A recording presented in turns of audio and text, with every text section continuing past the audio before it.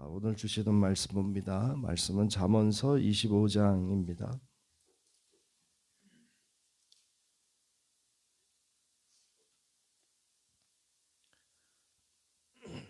잠언서 25장 1절로 끝절의 말씀 보겠습니다.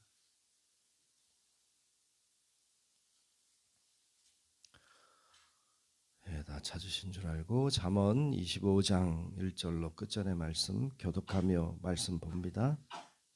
이것도 솔로몬의 잠언이요 유다 왕 히스기야의 신하들이 편집한 것이니라.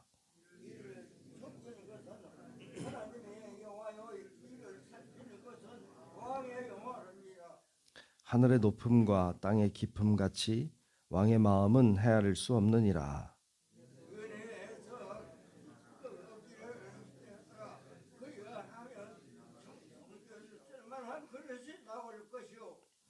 왕 앞에서 악한 자를 제하라. 그리하면 그의 왕위가 의로 말미암아 견고히 서리라.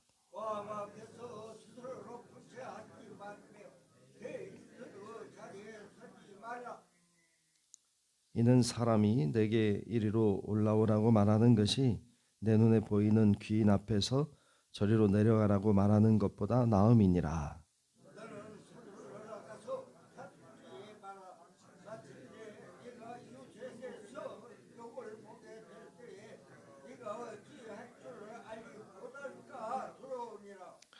너는 이웃과 다투거든 변론만 하고 남의 은밀한 일은 누설하지 말라.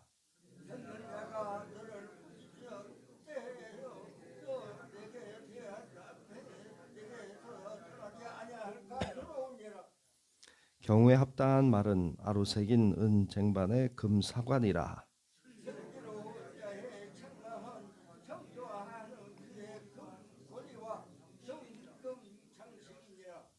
충성된 사자는 그를 보낸 이에게 마치 추수하는 날의 얼음 냉수 같아서 능히 그 주인의 마음을 시원하게 하느니라.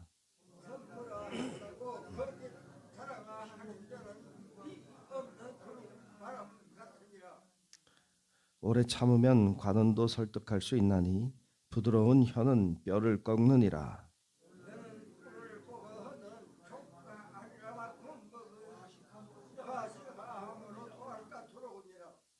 너는 이웃집에 자주 다니지 말라. 그가 너를 싫어하며 미워할까 두려우니라.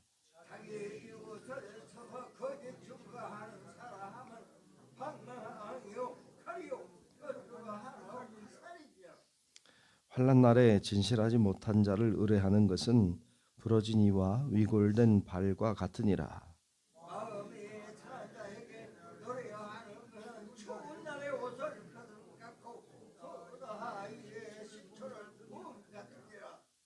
내 원수가 배고파 하거든 음식을 먹이고 목말라 하거든 물을 마시게 하라.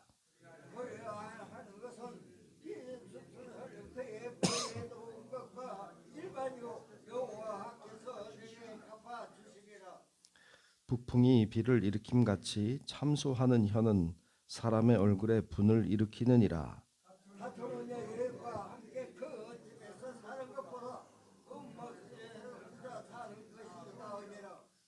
먼 땅에서 오는 좋은 기별은 목마른 사람에게 냉수와 같으니라.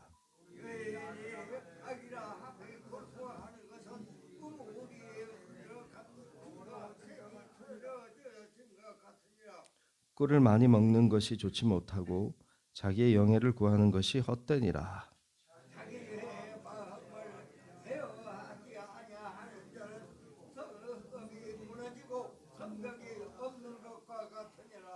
아멘.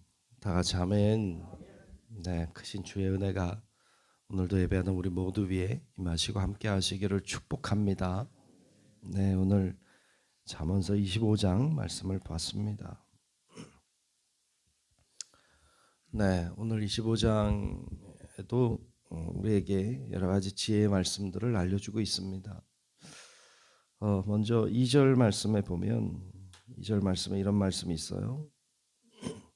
이를 숨기는 것은 하나님의 영화요 이를 살피는 것은 왕의 영안이라. 아멘. 이를 숨기는 것은 하나님의 영화다. 이를 살피는 것은 왕의 영화다. 무슨 말일까요? 이를 숨기는 것, 하나님의 영화다. 하나님은 이를 숨겨서 하시죠. 그러니까 하나님은 이를 드러내놓고 잘하지 않으세요. 하나님이 하시는 일은 우리가 잘 이해하기가 때때로 어렵습니다. 왜 이렇게 안 하실까? 혹은 왜 이렇게 하실까?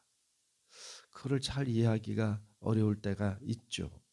하나님은 대놓고 말씀하시고 이렇게 설명을 다 하시고 일을 하시지는 않아요. 하나님은 그렇게 하시죠. 그래서 우리는 그분이 하시는 일을 이렇게 보고는 그것을 깨달아야 돼요. 근데 그 깨닫는 것은 오늘 말씀해 보니까 왕의 영화다. 그를 살피는 것, 하나님이 하시는 숨겨진 일들을 살피는 것은 왕의 영화다.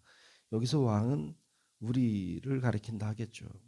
그러니까 하나님은 숨겨 일하시지만 우리는 그것을 찾아내야 되죠. 그렇게 하면 그게 왜 그렇게 하셨는지를 알게 되고 그게 은혜가 됩니다. 근데 그것을 하나님께서 행하시는 일들을 잘 발견하지 못하면 우리가 왕 같은 자로 살지 못하죠. 우리가 왕같이 되지 못하는 것이죠. 그러나 하나님이 행하시는 일들을 발견하고 깨닫게 되고 또 알게 되면 우리가 왕 같은 존재가 되는 것입니다. 그래서 여러분 우리가 늘 하나님이 하시는 일들을 이렇게 살피고 깨닫고 그것에 대해서 감사하고 그것을 간증하고 그렇게 신앙의 길을 걸어가시기를 주님의 이름으로 축복합니다. 그러면 우리가 왕 같은 존재로 사는 것이죠. 자, 또 말씀을 보면 6절, 7절에도 보면 이런 말씀도 있어요. 6절, 7절에 보면 왕 앞에서 스스로 높은 채 하지 말며 대인들의 자리에 서지 말라. 왕 앞에서 스스로 높은 채 하지 말아라. 그리고 대인들의 자리에 서지 말아라. 그러면 어디 서야 되죠? 왕 앞에서 높은 채 하지 않으면 되겠죠. 그리고 대인의 자리가 아니라 소인의 자리에 서 있으면 되겠죠. 그러면 어떻게 됩니까? 그러면 우린 이렇게 생각하죠. 스스로 나를 높이지 않으면 누가 나를 높여주랴. 그래서 스스로 자신을 높이려고 하죠. 근데 여러분 스스로 높이려고 하는 건 어리석은 거예요. 그럼 존경을 받도록 해야 되지 존경하라고 말하기는 어렵죠. 그건 어리석은 것이죠. 야, 너 나 존경해. 이렇게 말하는 건 참 어리석은 자죠. 저 사람이 나를 존경하도록 해야 되는 거죠. 그러려면 말로 해서 되는 건 아니고 자기가 스스로 높은 채 해서 되는 것도 아닙니다. 잘난 체 한다고 해서 사람들이 존경해 주는 게 아니에요. 어떻게 하면 돼요? 스스로 낮은 자리에 가면 되죠. 스스로 낮은 자리에 가면 사람들이 존중한단 말이죠. 그래서 그 왕 앞에서 스스로 높은 채 하지 말고 대인들의 자리에 서지 말아라. 그 다음 절에 보면 이렇게 말씀하죠. 7절에 보면 이는 왜 그렇게 하나 하면 이거죠. 이는 사람이 내게 이리로 올라오라고 말하는 것이 내 눈에 보이는 귀인 앞에서 저리로 내려가라고 말하는 것보다 나음이니라.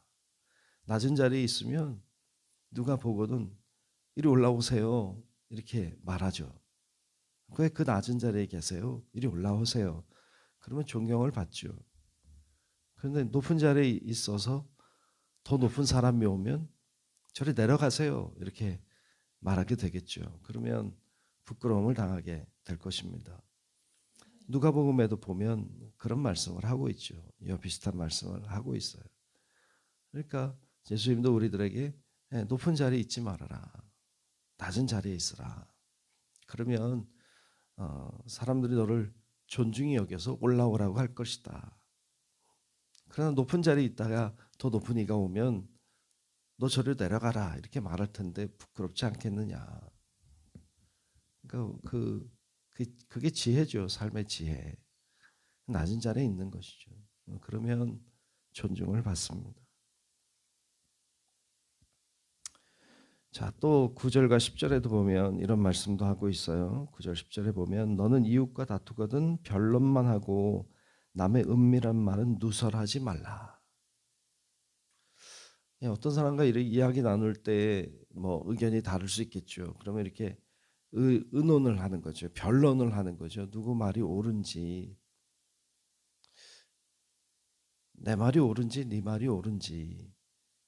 근데 사실은 여러분 이렇게 변론을 하잖아요. 이야기를 나눠요. 내 말이 옳을 수도 있고 저 사람 말이 옳을 수도 있어요.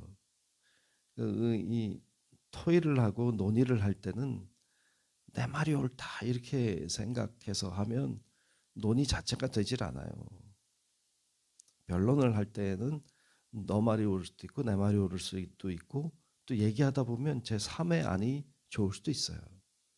그러니까 이 마음을 열어놓고 이렇게 같이 토론을 하고 변론을 해야 되는데 그게 잘 안 돼. 내 말이 옳거든. 저 사람 말은 아니거든. 그럼 막 주장을 하게 되죠. 그러면 일단 토의는 끝났어요. 그거는 싸움이 되는 거죠. 그러니까 그렇게 싸움이 되면 어디까지 가느냐? 다른 사람의 좋지 않은 것까지 말하기 시작해요. 남의 좋지 않은 흠을 잡기 시작하고 좋지 않은 행실이나 말에 대하여 막 누설하게 되죠. 그럼 인신공격이 되고 그리고 이미 관계는 틀어진 거죠. 그러니까 별거 어떤 걸 가지고 논의를 하다가 그건 이제 싸움이 되고 만단 말이죠. 참 어리석다. 그건 어리석은 자의 행동인 것이죠. 그러니까 이렇게 같이 논의를 해서 더 좋은 안을 찾아가야 되는 것인데 그것이 싸움이 돼버리면 안 하면 못하죠. 그래서 그렇게 하지 말라고 말씀하는 거예요. 그래서 그렇게 변론만 하고 누설하지 말아라. 10절에 그렇게 말하죠. 듣는 자가 너를 꾸짖을 터이요 또 내게 대한 악평이 내게서 떠나지 아니할까 두려우니라. 그 사람에 대한 악평이 돌아다니기 시작하겠죠. 왜요? 뭔가 누설하니까 관계가 파괴되니까 더 그렇게 악한 자가 되면 안 되겠죠. 그런 삶의 지혜가 필요하다는 것입니다. 자, 11절에도 보면 이런 말씀도 있어요. 경우에 합당한 말, 경우에 합당한 말. 그건 아로새긴 은쟁반의 금사관이라. 말이라고 하는 것은 항상 중요하죠. 근데 여기서는 경우에 합당한 말, 그 꼭 필요할 때 꼭 필요한 말을 하는 것. 그 타이밍이고 그 적합한 말을 딱 해내는 거예요. 그게 참 중요하죠. 어떤 사람이 하는 말을 이렇게 들어봐도 말을 잘한다고 할 때에는 적당할 때 적당한 말을 하는 거거든요. 그러면 내 마음을 읽어주는 것 같고 내가 생각하는 것과 나는 알고 있는데 설명 못하는데 그 사람이 설명을 딱 해주는 거잖아요. 그러면 기분이 굉장히 좋잖아요. 경우에 합당한 말을 하는 것은 참 소중하다. 참 귀하다. 무엇과 같으냐?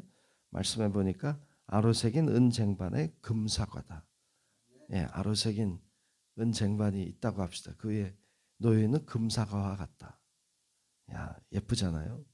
예. 그래서 경우에 합당한 말을 하는 거 참 중요하죠. 참 중요하죠. 그 잠언서에 참 많이 나오는 말씀 중에 하나가 이 말에 대한 거잖아요. 경우에 합당한 말. 15절에도 오래 참으면 관원도 설득할 수 있나니 부드러운 혀는 뼈를 꺾느니라. 부드러운 혀에 대해서 또 말에 관한 거죠. 18절에도 거짓 증거하는 사람, 이것도 말이죠. 그 말에 대한 게 많이 나오죠. 13절에 보면 이런 말씀도 있어요. 13절 보겠습니다. 충성된 사자는, 때때로 사자가 나오는데 이건 으르렁거리는 동물 사자가 아니죠. 그 보낸 사람, 심부름꾼이죠. 충성된 사자는 그를 보낸 이에게 마치 추수하는 날의 얼음 냉수 같아서 능히 그 주인의 마음을 시원하게 하느니라. 아멘. 충성된 사자, 충성하는 그 심부름꾼, 종이죠. 그러니까 충성하는 종은 추수하는 날의 얼음 냉수 같다. 시원하겠죠. 요즘 같으면 뭐 추워서 뭐 그 느낌이 들어오겠지만 더울 때 그 얼음 냉수 한 잔은 그 사람의 그 몸을 평안하게 하죠. 주인의 마음을 시원하게 하는 종인, 그가 충성된 사자, 충성된 종이죠. 그런 생각을 하게 돼요. 나는 하나님 앞에 어떨까? 이런 생각이죠. 나는 하나님 앞에 어떨까? 하나님이 보실 때 나는 충성된 종일까? 하나님 보실 때 나는 주인의 마음, 즉 하나님의 마음을 시원하게 해드리고 있나? 이런 생각을 역으로 해봅니다. 내가 주님의 마음을, 우리 하나님의 마음을 시원하게 해드리고 있다면 난 충성된 종이겠다. 그런데 하나님이 나를 보고 야 답답하다 이렇게 말씀하시거나 야 좀 그렇게 기뻐하지 않으신다면 난 충성된 종은 아니겠다. 여러분, 우리 성도 여러분들이 주님이 보실 때 시원하다. 너 때문에 시원하다.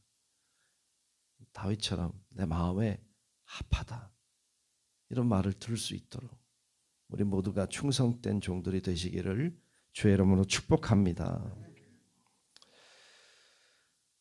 좀 내려가서 21절, 22절만 보죠. 21절, 22절에 보면 말씀했어요. 내 원수가 배고파 하거든 음식을 먹이고 목말라 하거든 물을 마시게 하라. 원수가 배고프면 어떨까요? 고소하죠.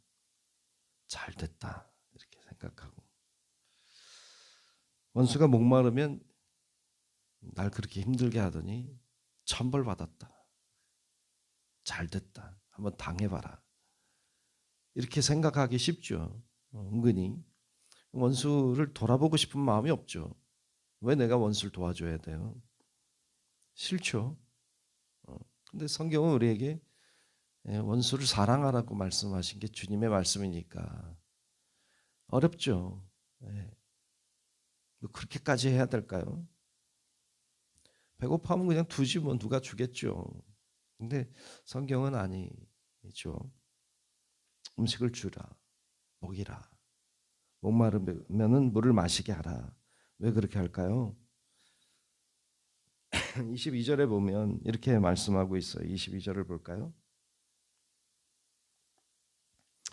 그리하는 것은 핀 숯을 그의 머리에 놓는 것과 일반이요 여호와께서 내게 갚아 주시리라. 아멘. 핀 숯을 그의 머리에 놓는 것과 일반이다. 핀 숯을 머리에 놓으면 뜨거워서 큰일 나겠죠. 머리가 다 타버리겠는데요. 무슨 얘기를 하는 걸까요? 그 핀 숯을 머리 위에 놓는다는 것은 그의 얼굴이 붉어지게 하라. 그러니까 얼굴이 붉어지게 하라는 것이죠. 그 부끄럽게 하라. 그런 의미죠.